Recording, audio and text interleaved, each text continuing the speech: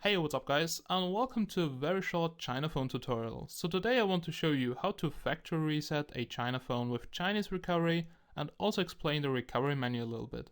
I'm using the iOcean X7S and the HTC S5 in this video, and now let's get started. So as you may know, a Chinese recovery menu looks really weird. There's so many Chinese signs, and if you just want to factory reset your phone because it's not booting anymore, or you just want to reset it, then it's maybe really hard to find the correct option.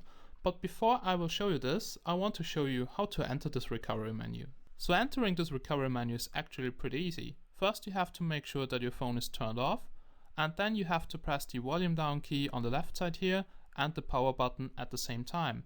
If you have a mechanical home button and not a capacitive home button, then you can also press it. So press those three buttons and then just keep holding them until you're in the recovery menu. And here you will see factory mode, and now you're in. Okay, so when you're in the factory mode menu, then you will see here several lines in Chinese, and you can switch here between the lines with the volume up and volume down key on the left side of your phone.